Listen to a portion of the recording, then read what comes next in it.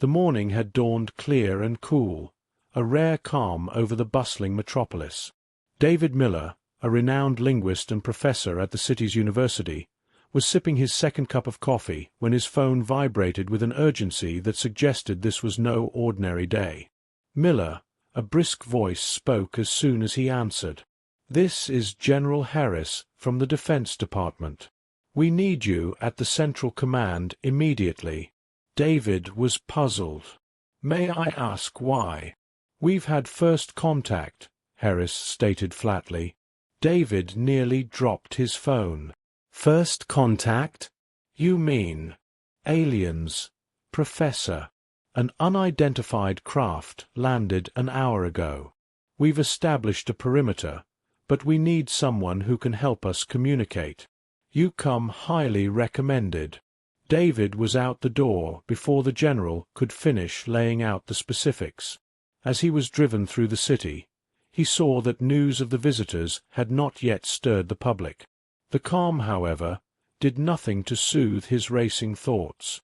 At Central Command, David was quickly ushered into a large, bustling room filled with military personnel and high-tech monitoring equipment. Screens showed live feeds of a sleek, silver object resting in the open parkland outside the city. "Professor Miller, this is Dr. Emily Cho, our head of xenobiology." General Harris introduced him to a woman with sharp eyes and a no-nonsense demeanor. "Dr. Cho," David nodded, turning to her. "We need to establish a communication line with them. Any ideas?" she asked without preamble. David approached the main screen, observing the alien craft. "First, we need to understand their sensory capabilities. Do they use sound, light, some form of telepathy?" Before he could theorize further, a side door opened, and another figure joined them. "This is Captain Mark Reynolds, our tech operations lead. He'll be assisting you with whatever equipment you need." Mark extended his hand, his face set in a grim determination. "Welcome aboard, Professor. Let's get you set up." They moved to a smaller, quieter room with a direct line of sight to the alien craft. It was here that David's skills would be tested. Mark brought in a device that could analyze and reproduce a wide range of light and sound frequencies. "Let's start with basic audio signals," David suggested, adjusting the device. "Hello, we come in peace. We wish to communicate." He spoke into the microphone, and the device emitted the sentence in various auditory frequencies. They waited. Minutes ticked by with no response. David frowned, then turned to visual signals. Using the device, he sent out a simple, pulsating light sequence. This time, the side of the alien craft illuminated with a soft glow, rippling in colors from blue to green and back again. "They're responding," Emily exclaimed, leaning closer to the monitor displaying the light patterns. "Seems like light is their preferred medium," David observed, his mind racing. "Let's try a more complex sequence. I'll mimic their pattern." As he adjusted the device, replicating the aliens' colors, the room around them held its breath. The craft's lights shifted, brightening, a rhythm emerging that was almost musical. "They're communicating through light, color and pattern intensity," David explained, his voice filled with excitement.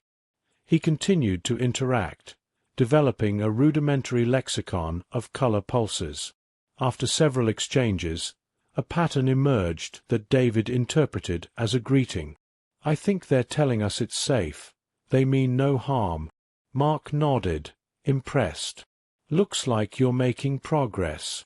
Emily scribbled notes, her brain already ticking over the biological implications. "This is groundbreaking," she murmured. As the initial shock wore off, David, Mark, and Emily continued to decipher the colorful language of their visitors. With each pulse of light, the gap between the two species narrowed, igniting a silent dialogue of hope and curiosity. Their day stretched into evening, the room lit by the glow of both human technology and alien communication. David, surrounded by his new team, felt a profound connection not just to the beings across the field, but to his companions who shared this historic moment with him. Chapter 2. Misunderstandings. The following day, David returned to Central Command, his mind buzzing with ideas and possibilities. Upon arrival, he was introduced to two more team members, Lucas, a cultural anthropologist, and Andrei, a physicist who specialized in optical communications. Both were eager to join the effort in translating and understanding the alien language of light. "Good morning, everyone," David greeted them as he set up his workstation. "Let's start by summarizing what we've learned so far and planning our next steps." Lucas, tall and perpetually curious, leaned in. "I'm fascinated by the cultural implications. How does their communication method reflect their societal structure? I'd like to explore that." Andrei, more reserved but no less interested, adjusted his glasses. "I'm curious about the technology behind their light emissions. There might be more than just communication. Perhaps it's also a power source or something else we haven't considered." David nodded, appreciating the different perspectives. "Both excellent points. Our first step is to establish a more consistent method of communication. We need to figure out how they interpret our responses." The team set to work, sending a series of light patterns based on the previous day's interactions. They watched intently as the alien craft responded, this time with a sequence that was faster and more complex. "Seems like they're trying to tell us something urgent," Mark suggested, peering over David's shoulder. "Or they could simply be testing our ability to keep up," Andrei proposed, logging the patterns into his laptop.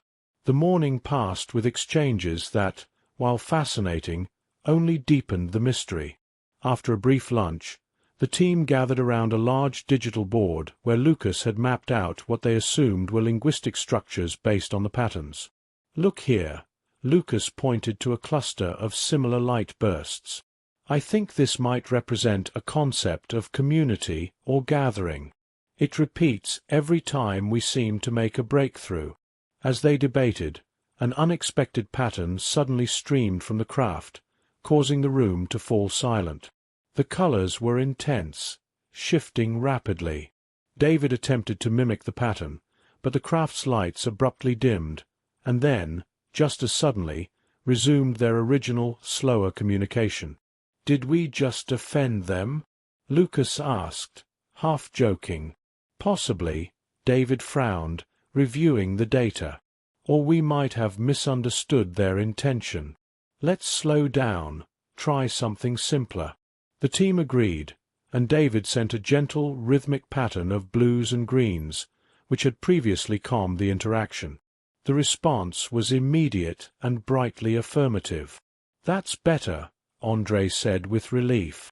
"We should document this pattern as a sort of baseline or greeting." As the afternoon wore on, the team's efforts gradually improved their understanding. David and Andrei worked on refining the light technology to allow for more nuanced exchanges, while Lucas documented every interaction, searching for cultural cues. The day was nearing its end when David decided to try a direct question. He crafted a pattern that asked about the aliens' home, using symbols they had identified as relating to origin and place. The response was a series of soft violet and gold hues that slowly pulsed. The team watched in awe as a holographic display on the craft illustrated a star system unfamiliar to them, with a vibrant, glowing planet at its center.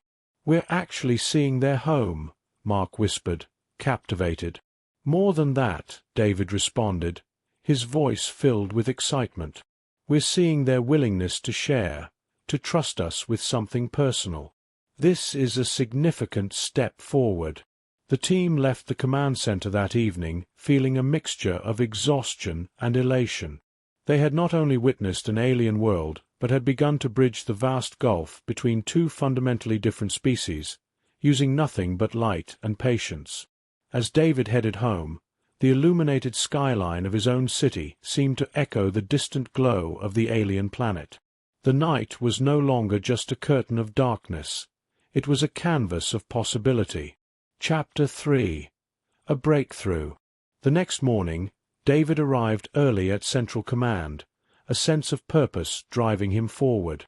As he set up his equipment, Andre and Lucas joined him, both equally eager to build on the previous day's progress. "Morning, David," Andre greeted him. "I've been thinking about last night's session. What if we've been approaching this too linearly? Their communication could be multi-layered, simultaneous rather than sequential." David considered this.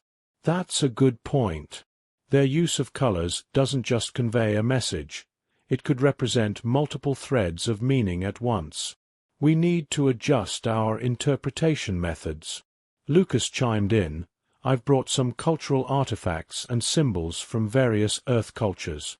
Maybe we can find parallels or symbols that might resonate with them, something universal." As they discussed, Mark entered the room, his face lit with an idea. "What if we set up an interactive display? Something that lets them manipulate our light patterns directly, to see how they use it to communicate." "That's brilliant," David exclaimed. "It could give us real insight into their thought processes." The team quickly set to work, setting up a large touchscreen interface that projected light patterns onto a screen visible from the outside. They invited the alien craft to interact with the display, sending an initial invitation pattern that now felt almost familiar. The response was immediate and enthusiastic. The alien lights danced rapidly across the screen, touching various symbols and changing their colors. David, Andre, and Lucas watched, fascinated, as complex patterns emerged. "Look at this." Andre pointed to a sequence where the colors shifted in a gradient. "It's like they're showing us a spectrum of emotion or intensity." Lucas took notes furiously. "This could be a key to their emotional expressions. We might be witnessing how they convey feelings." Mark suggested, "Let's send back a pattern that mimics theirs but introduces an Earth element. See how they respond to our input." David programmed the interface, incorporating elements from Lucas's collection of symbols. A simple tree, a representation of water, and an image of the human family were woven into the light display. The aliens' reaction was swift and overwhelmingly positive. Their lights pulsed warmly, and they repeated the family symbol multiple times. "It seems they understand the concept of family, or at least community," David mused. "This is more than communication. It's a cultural exchange." Emboldened by their success, the team spent the next several hours experimenting with the interactive display. They introduced concepts of time, nature, and technology, each time observing the aliens' responses and adapting their approach. By late afternoon, a more coherent picture of the alien language was emerging. They didn't just communicate ideas. They expressed complex concepts that involved emotion, logic, and perhaps even philosophy. As the session drew to a close, David stood back, watching the screen where Earth and alien thoughts intersected in a ballet of light. He turned to his team, a smile spreading across his face. "We've done something amazing today," he said. "We've not just talked to them. We've begun to understand them." Andre nodded, his eyes reflecting the light from the screen. "This is just the beginning. Imagine what we'll learn from them tomorrow." Lucas added, "And what they'll learn from us." It's a two-way street. As they packed up their equipment, the sense of accomplishment was palpable. They had not only deciphered parts of an alien language, but had started laying the groundwork for a real understanding between worlds. That night, as David lay in bed, the image of the intertwined light patterns played over in his mind. He realized they were no longer deciphering a foreign language. They were learning to speak a new one, together. Chapter 4. The Revelation. In the days following their breakthrough, David and his team prepared for an important event, a public demonstration of their communication with the aliens. The event was designed to educate the public and dispel any lingering fears about the visitors. The morning of the presentation, Central Command was abuzz with activity. Journalists, government officials, and a curious public had gathered in a large auditorium, where a massive screen was set up to display the interactive communication interface. David, accompanied by Andre and Lucas, was making last-minute adjustments to the equipment when General Harris approached. "Miller, this needs to go smoothly," Harris said, his tone serious. "It's crucial that people see this as a positive advancement." David nodded. "We'll make sure of it, General. We've prepared something special." As the auditorium filled, Lucas leaned over to David. "You think they're ready for this?"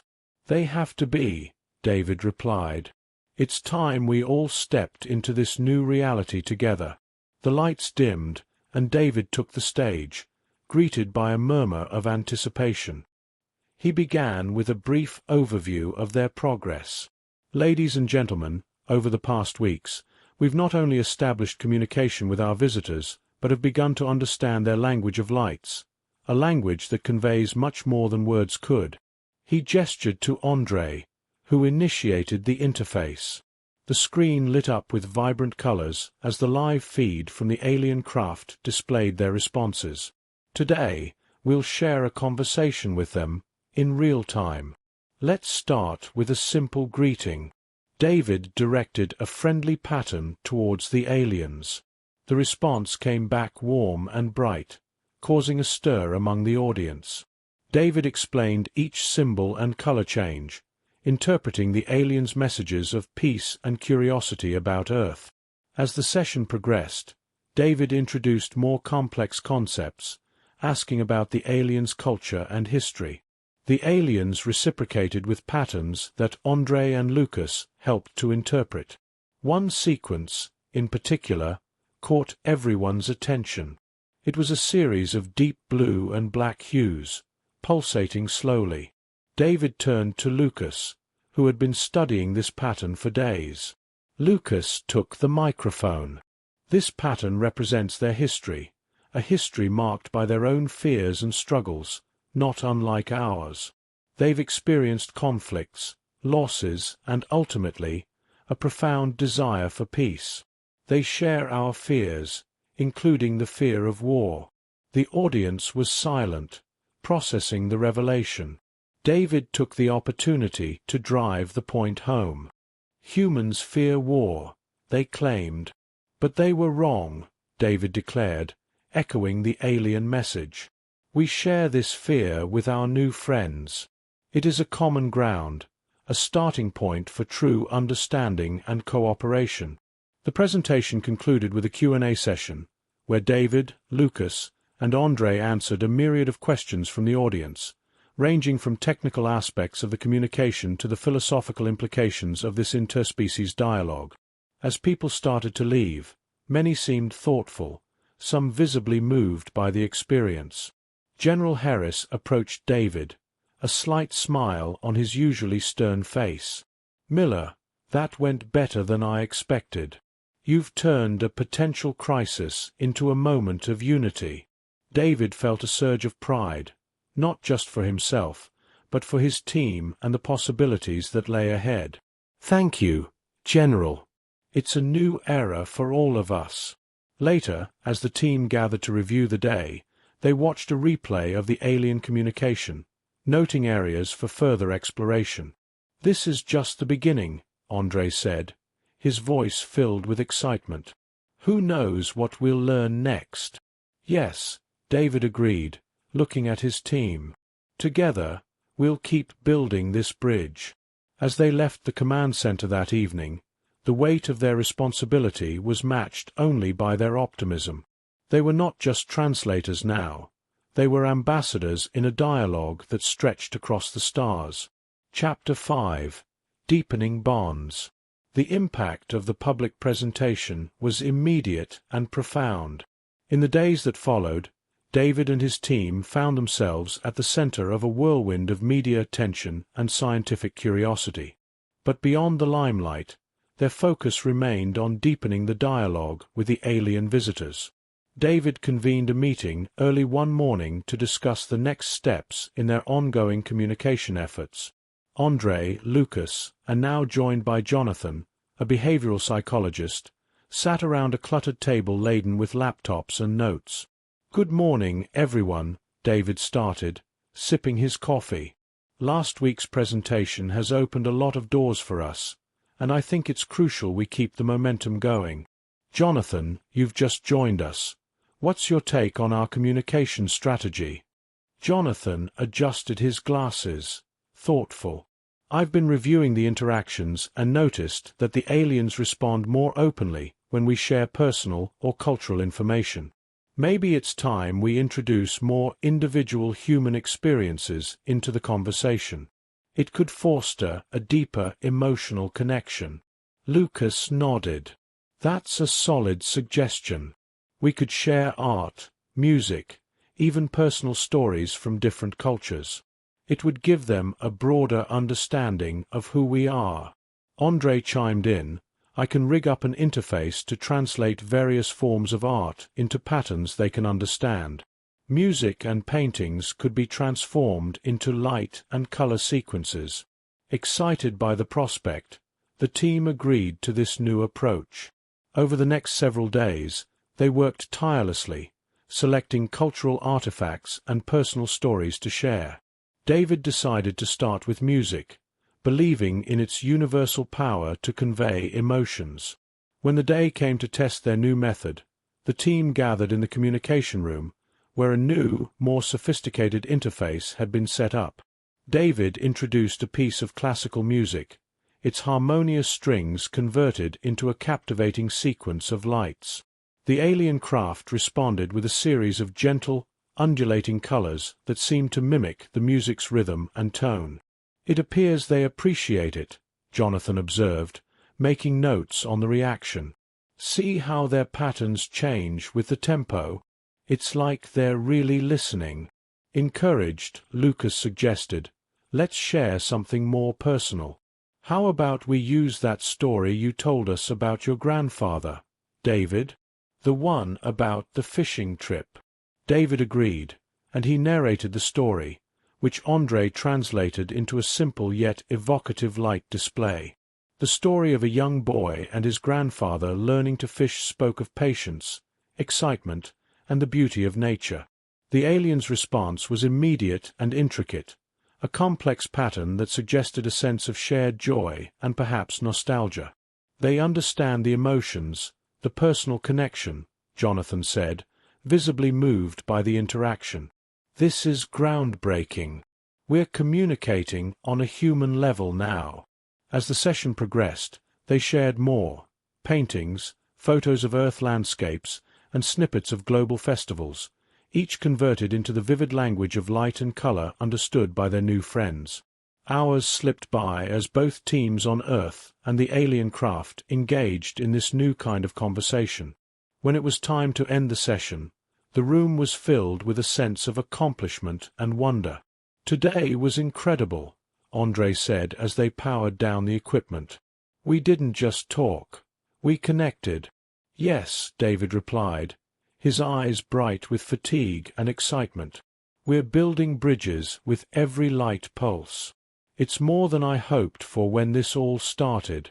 As they left the building, the sky transitioning from twilight to dark, the stars seemed to shine a little brighter, a little closer. David looked up, thinking about the vast universe and the remarkable connection they had just deepened. It was a poignant reminder of the common ground they shared, not just as humans and aliens, but as beings capable of understanding, empathy, and friendship. Chapter 6: Cultural Exchange. After weeks of sharing and learning, David proposed an idea that was enthusiastically received both by his team and the alien visitors. He suggested a cultural exchange exhibition, a day dedicated to showcasing the arts, crafts, and traditions of both Earth and the alien culture. It was a perfect opportunity to celebrate the understanding they had fostered. Andre, Lucas, and Jonathan met with David to plan the event. We should have sections for each type of expression: visual arts, music, crafts, and interactive installations that let attendees experience the alien culture, Andre suggested, sketching a rough layout on a digital pad. That's a great start, David agreed. Jonathan, could you coordinate with the aliens to understand what they'd like to share? We need to represent them accurately and respectfully. Jonathan nodded. I'll set up a session tomorrow. We'll discuss how they want to present their culture. Lucas chimed in. I'll handle the Earth side of the exhibition. I think we can source incredible pieces from local artists who've been inspired by our interactions. As the plans for the exhibition took shape, excitement grew not only among the team but also within the community. Local media outlets began promoting the event, and schools planned field trips to attend the exhibition. On the day of the event, the large hall chosen for the exhibition was transformed. Half of the space was adorned with vibrant colors, earthly artworks, and multimedia displays showcasing human civilization. The other half was filled with alien artifacts, luminous sculptures that pulsed gently, holographic displays of their star system, and interactive light panels that allowed visitors to communicate in the alien light language. David and his team were busy coordinating the event as guests began to arrive. People of all ages wandered through the displays, marveling at the beauty and complexity of two vastly different cultures.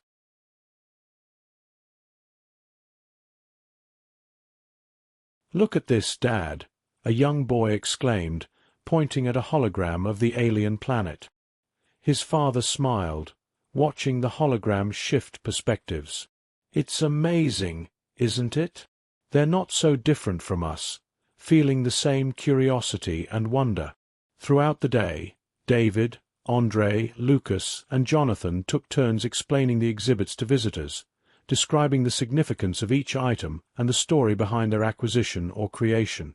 In one corner, Andre demonstrated the technology used to convert human music into light patterns. He played a classical piece, and the corresponding lights danced in sync with the melody. "Music transcends language," he explained to the captivated crowd. "It speaks to the heart, whether you're human or not." Meanwhile, Lucas guided a group through the artworks. This piece, he gestured to a large canvas painted by a local artist inspired by the aliens' light language, represents the artist's interpretation of our first successful communication. It's a mix of our alphabets and their light patterns. As the day wore on, the exhibition proved to be more than a display of cultural artifacts. It was a celebration of newfound understanding and friendship. Visitors left with a deeper appreciation of the alien culture and the complexities of communication beyond words. As the event drew to a close, the team gathered to reflect on the success of the day. "We did something wonderful here," Jonathan remarked.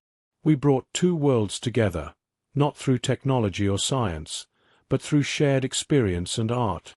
David looked around at the slowly emptying hall, the displays still glowing softly in the dim light. "This is just the beginning," he said. "Today we shared a space, but tomorrow, who knows? Maybe we'll share a world." The team left the hall feeling tired but elated. The exhibition had not only bridged gaps between civilizations, but had also brought them closer as a team, united by their role as ambassadors in a galactic conversation. Chapter 7: Conflict of Interest. The success of the Cultural Exchange exhibition left David, Andre, Lucas, and Jonathan feeling optimistic about the future. However, that optimism was soon challenged when they were summoned to an unexpected meeting with General Harris and several high-ranking government officials. David and his team arrived at the conference room, where General Harris greeted them with a stern expression. "Gentlemen, we need to discuss the direction of our project and some concerns that have arisen at the higher levels." Andre exchanged a worried glance with Lucas. "What kind of concerns, General?" "There are factions within the government and military who are interested in exploring more practical applications of the technology and information we've obtained from the aliens," Harris explained, his tone careful. David frowned. "We've been very clear about our mission. It's about peaceful cooperation and understanding, not weaponization or any other utilitarian exploitation." Lucas added, "We've built a relationship based on trust and mutual respect. Any shift towards militarization could destroy everything we've worked for." Jonathan, the usually quiet one, spoke up, not to mention the ethical implications. "We're dealing with sentient beings who voluntarily shared their culture and knowledge with us." General Harris sighed. "I understand your concerns, and personally, I share them. However, there is significant pressure to demonstrate that this partnership can also benefit our national security interests." The room grew tense. David leaned forward, his voice firm. "General, if we betray their trust, we risk not only damaging our relationship with them, but potentially provoking a conflict. Is that a risk we're really prepared to take?" Andre chimed in, "We need to advocate for the continuation of our current approach. Perhaps we can prepare a presentation, show the benefits of cultural and scientific exchange that we've already observed." "Good idea," Lucas supported. "We can compile evidence of the advancements and understanding that have come from this cooperation, highlighting the non-military benefits." General Harris nodded. "Prepare your presentation. I'll arrange a meeting with the decision-makers. It's your job to convince them." Over the next few days, the team worked tirelessly. They gathered data, documented case studies of successful cultural exchanges, and prepared speeches that emphasized the long-term benefits of peaceful collaboration. When the day of the presentation arrived, the atmosphere was charged with tension. The room was filled with military brass and government officials, many of whom viewed the alien contact primarily as a strategic advantage. David opened the presentation with a powerful reminder of the initial days of contact, the wonder and potential of what they had learned. Andre followed with a technical overview of the advancements in communication and technology, carefully avoiding any implication of military use. Lucas then took the floor, showing images from the cultural exchange, testimonials from scientists, artists, and ordinary people who had found inspiration and hope through the interaction. Jonathan concluded with an appeal to ethical considerations. "We have a responsibility," he stated, "not just to our own people, but to our visitors and the future we hope to build. It's about more than security. It's about humanity." The presentation was met with a mix of reactions. Some officials seemed moved, others skeptical. A heated discussion followed, with arguments for and against the team's approach. In the end, General Harris closed the meeting with a commitment to take their arguments into consideration. "This isn't over," he assured David and his team as they left the room. "You've given us a lot to think about. We'll continue this discussion." As they walked back to their offices, the team felt a cautious hope. They had made their case, stood by their principles, and now the future of their project lay in the balance. "It's out of our hands now," David said.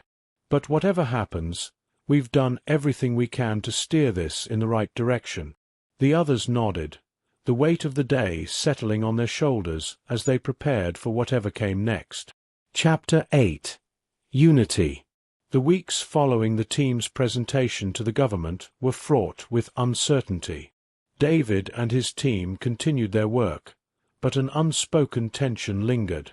Would their vision of peaceful collaboration prevail, or would the forces advocating for militarization take control? One evening, as David sat reviewing notes in his apartment, his phone buzzed. It was a message from General Harris. Decision made. Come to Central Command tomorrow at 0900. David barely slept that night. By morning, he met Andre, Lucas, and Jonathan at the entrance to Central Command. None of them spoke much on the way to the meeting room, their faces reflecting the weight of what was at stake. Inside, General Harris greeted them. "Good morning. Let's get straight to the point. The Council reviewed your arguments and while there's still division, the majority agrees to proceed with your approach. Peaceful collaboration. David felt a wave of relief wash over him. Thank you, General. You won't regret this. Harris raised a hand. Don't thank me yet. There are conditions. You'll be under scrutiny to ensure transparency, and the moment this project seems to be failing, they'll re-evaluate. Andre nodded. We understand. We'll prove this is the right path. Lucas added, We've come too far to fail now. With the project officially secured, the team returned to their work with renewed determination. Their next step was a groundbreaking initiative, inviting the alien visitors to a live, physical meeting with human representatives. This was something the aliens had expressed interest in but had hesitated to initiate, likely due to their own fears and cultural caution. David and Jonathan worked closely to craft an invitation that communicated respect and openness. Using the now well-established light language, they sent the message to the alien craft. Hours later, the response came. The aliens agreed. Preparations for the meeting were extensive. A neutral, outdoor location was chosen, a serene park surrounded by trees and water, away from the noise of the city. Security was tight but unobtrusive, ensuring both sides felt safe. On the day of the meeting, David arrived early with the team. They had set up a simple platform surrounded by interactive light displays, allowing both humans and aliens to communicate comfortably. As the sun began to set, the alien craft arrived, gliding silently into the clearing. The first sight of the alien delegation was breathtaking. They moved with an almost ethereal grace, their semi-transparent bodies glowing softly in the twilight. Their light-based communication was even more vivid in person, a symphony of colors that pulsed in harmony with their movements. David stepped forward, his heart pounding. "Welcome," he said, speaking as much with his voice as with a light pattern they had developed for greetings.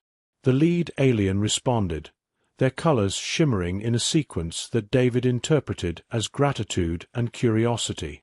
Jonathan whispered, "It's incredible. They're not just here. They're engaging with us, face to face." The next few hours were spent in dialogue, both verbal and visual. The aliens shared more about their history, their journey to Earth, and their desire to learn and grow alongside humanity. David and his team reciprocated, explaining Earth's diversity, its challenges, and its hopes for the future.